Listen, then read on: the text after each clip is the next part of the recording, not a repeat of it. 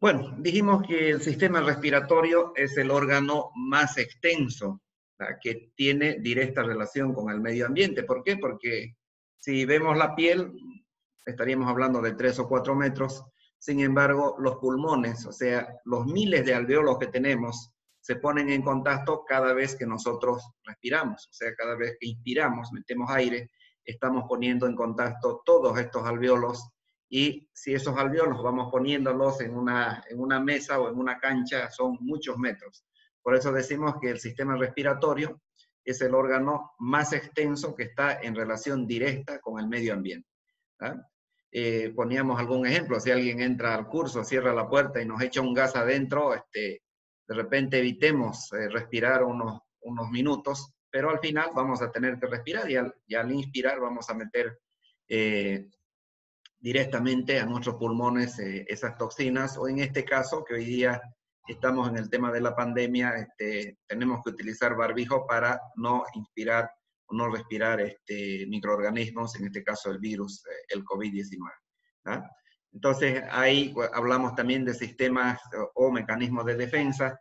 No se olviden que cuando estamos hablando de mecanismos de defensa, hay mecanismos de defensa específicos y hay mecanismos de defensa inespecíficos. Y esto es aplicable para todos los sistemas. Los sistemas inespecíficos son todo lo que es las barreras histológicas, en este caso los epitelios, y las barreras anatómicas. Por ejemplo, nuestro cerebro tiene una barrera que es la parte ósea. Entonces, esa es una barrera inespecífica. El corazón está detrás del esternón. Es un método de defensa, es una barrera de defensa inespecífica. Y cuando hablamos de las específicas, estamos hablando de las inmunoglobulinas. Entonces, eso se aplica para todos los sistemas. Nosotros tenemos, hemos visto en la anterior clase, un barrido mucociliar, tenemos un sistema respiratorio cubierto, dijimos, por células, por un epitelio pseudoestratificado, cilíndrico ciliado, con células caliciformes. Entonces, ¿qué hace nuestro sistema? Hace un barrido mucociliar.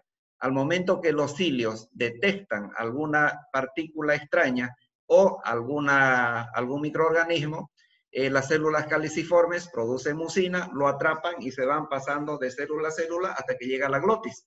Cuando llega a la glotis se produce un fenómeno de tos, y al toser sacamos hacia afuera esa partícula o ese microorganismo. De lo contrario, si no estaría funcionando nuestro sistema de defensa, esas partículas o esos microorganismos irían directamente hasta los alvéolos y matarían esas células especializadas que tenemos. No se olviden que los alvéolos están los neumocitos del tipo 1, que son los encargados de hacer la hematosis, o sea, ese intercambio de oxígeno y de dióxido de carbono. Están los neumocitos del tipo 2, que dijimos que la función era producir un surfactante, o sea que es un lubricante que evita el colapso del alveolo. Pero también ahí existen macrófagos alveolares que pueden fagocitar en cierta parte, pero si hay una viremia, son muchos los virus que están llegando, no van a poder esos macrófagos alveolares.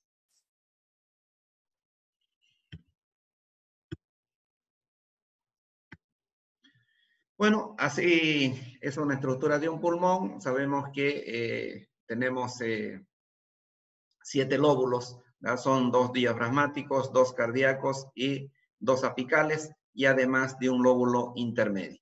Entonces, los patógenos se van a ir colocando en los diferentes lóbulos dependiendo de las características culturales que tengan cada uno. Por ejemplo, cuando hablamos de los micoplasmas suelen estar en los lóbulos apicales y el lóbulo intermedio. Pero si hablamos de una pasterela o cualquier otro, se ubican en todo el pulmón. Entonces, tenemos que aplicar esa clasificación que ustedes han hecho en bacteriología, que han dicho que las bacterias se clasificaban de acuerdo a su pH, ¿verdad? En acidófilas, neutrófilas y basófilas. Entonces, cuando hablamos del sistema respiratorio, estamos hablando de bacterias basófilas. Sin embargo, la cantidad varía la cantidad de oxígeno y la humedad dependiendo de cada uno de los alvéolos.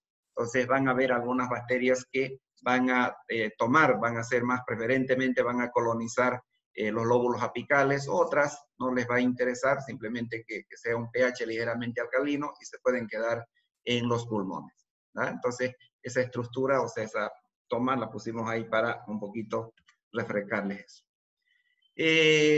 Si entramos un poco más hacia la parte anatómica, hay un sistema de conducción que está compuesto, lógicamente, por los bronquios y los bronquiolos, ¿no? Eso va desde las fosas nasales. Cuando nosotros inspiramos, cada vez que hacemos esto, ese oxígeno llega hasta estos alveolos.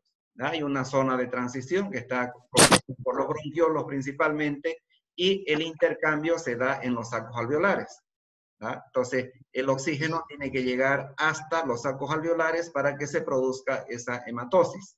En el caso que nuestros sistemas de defensa sean rebasados, esas partículas o los microorganismos también van a seguir el mismo curso del oxígeno y van a llegar hasta los sacos alveolares.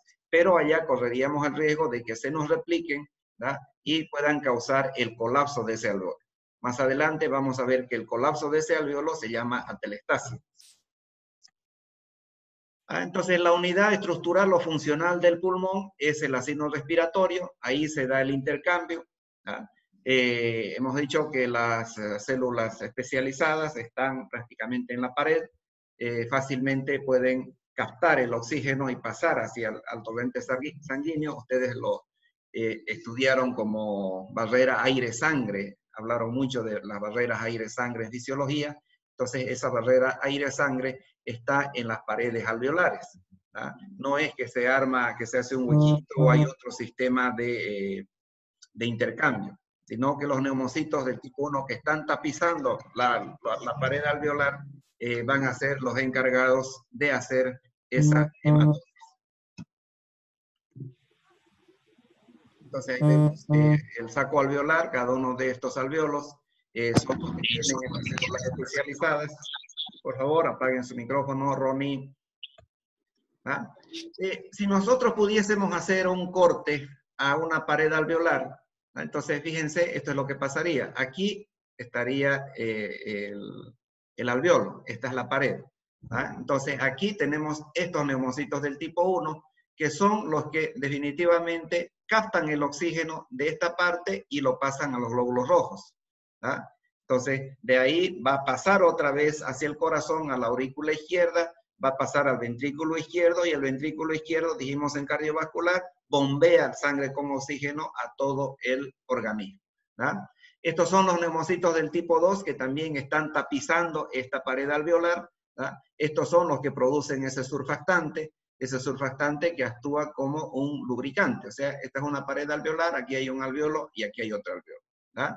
Tenemos también ahí macrófagos alveolares que están listos para hacer una fagocitosis en el caso que alguna partícula extraña o algún microorganismo pudiese llegar. Les vuelvo a repetir que los neumocitos del tipo 1, si cambia definitivamente el pH, cambian las estructuras y son atacados por partículas, por bacterias o por virus, definitivamente esto se necrosa, o sea, se mueren. ¿Ah? Y al necrosarse, se descaman. ¿Sí? Los neumocitos del tipo 2 empiezan a hiperplaciarse, o sea, se dividen. ¿Para qué? Para tratar de cumplir la función del neumocito del tipo 1. ¿Ah? Pero cuando también son rebasados, también hay una necrosis, o sea, se mueren los neumocitos del tipo 1 y se descaman. Al no existir ese surfactante, el alveolo colapsa. ¿Ah? Entonces, al colapsar el alveolo, eso es lo que nosotros conocemos como atelectasis. Esas son las funciones de las células especializadas que están en las paredes alveolares. Entonces, ya dijimos, los neumocitos del tipo 1 participa en la hematosis en la barrera aire-sangre, o sea, está al medio, agarra el oxígeno, pasa aquí, agarra el CO2, pasa al otro lado para que nosotros expiremos. ¿Ah? Entonces, cada vez que hacemos el oxígeno pasa a la sangre. Cuando hacemos el dióxido de carbono sale hacia afuera, ¿verdad? Que es tóxico además. Los neumocitos del tipo 2 hacen la producción de surfactante, de ese lubricante que impide que ese alveolo colapse. Otra vez volvemos al ejemplo del globito de carnaval. Entonces, como que ustedes agarran un globito y hagan ¿ya? Toda la vida. Eso es lo que hace. Al rato que el globito ya no lo puedan inflar, colapsa. Eso se llamaría atelectasia. ¿Ah? Si se rompe el globito y se junta con otros globitos, eso se llama enfisema, que vamos a ver un poco más adelante. ¿Ah? Las células endoteliales también participan en la barrera aire-sangre, regulación de la presión sanguínea y previenen la formación de coágulos. ¿Ah? Hoy día, en todos los reportes médicos que están viendo por el caso del coronavirus, hay la formación de trombos. Entonces son las células endoteliales las que previenen esto. En histología ustedes vieron cada una de estas células. ¿Ah? Entonces los pueden identificar. Los fibroblastos alveolares hacen una matriz intersticial, tienen propiedades elásticas, gracias a ellos se expanden los neumocitos y lógicamente los macrófagos alveolares, la función que cumplen es de defensa celular y fagocitosis.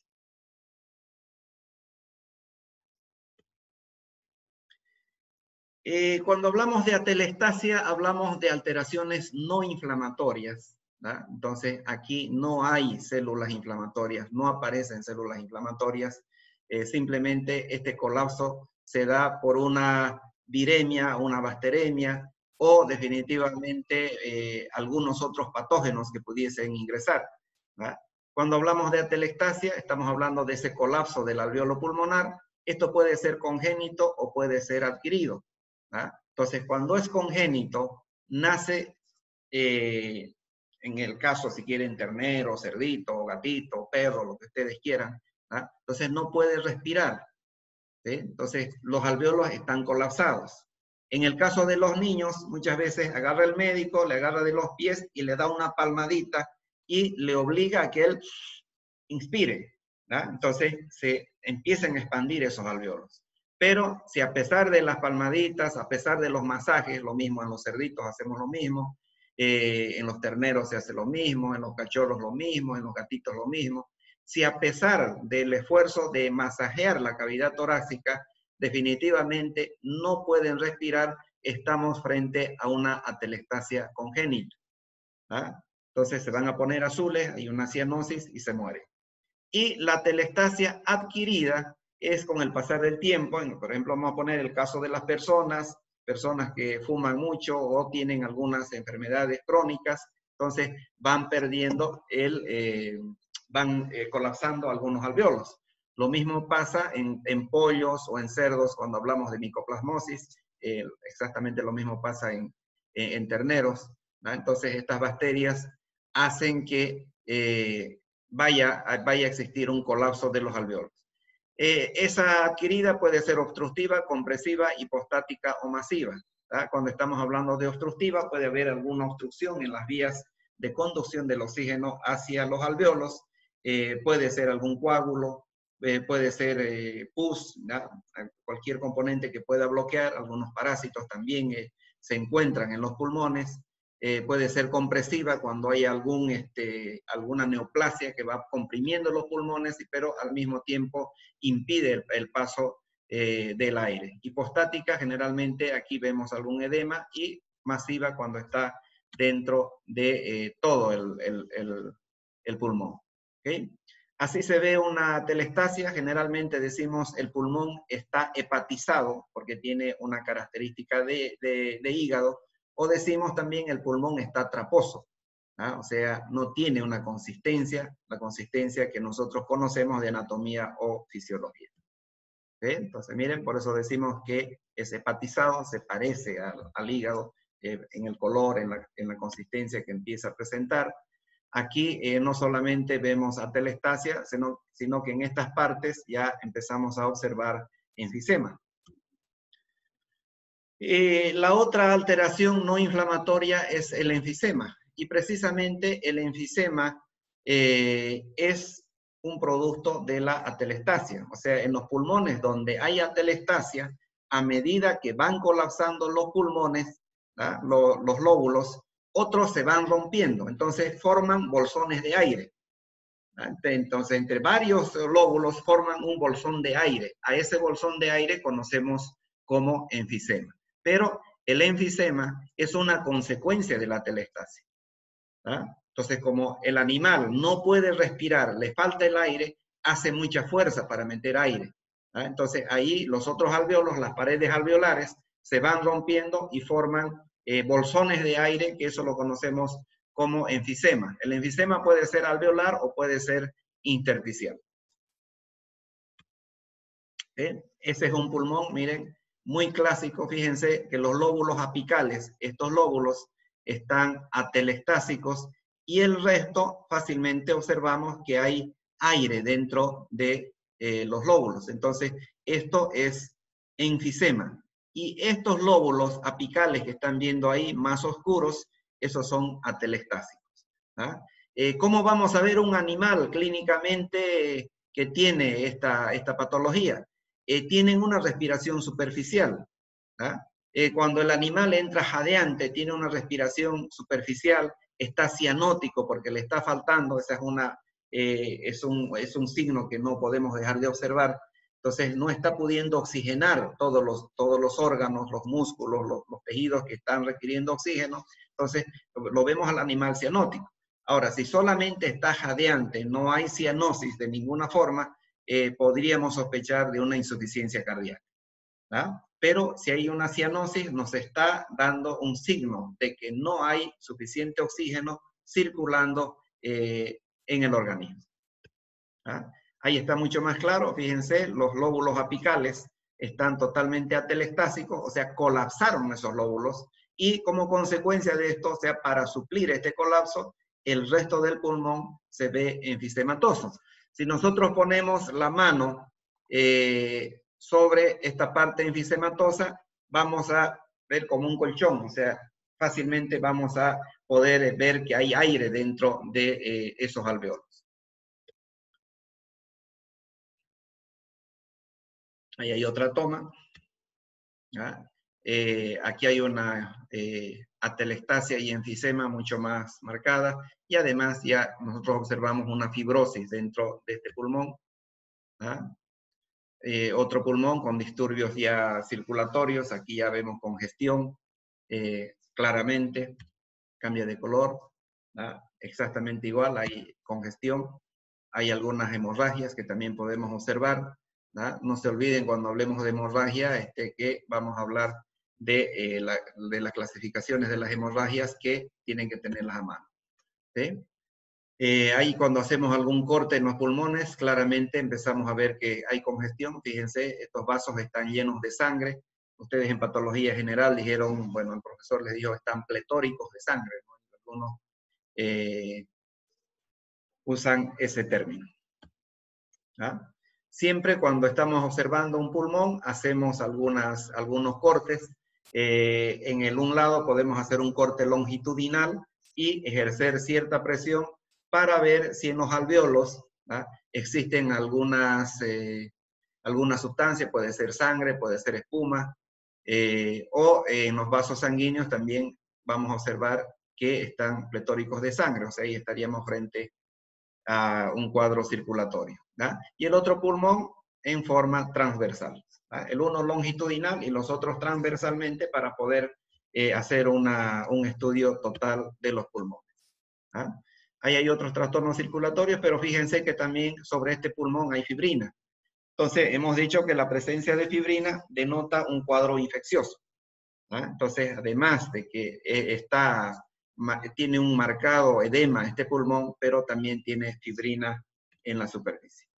Ahí hay otro pulmón con algunos disturbios circulatorios. Ahí hay otro. Ahí más claramente podemos observar eso.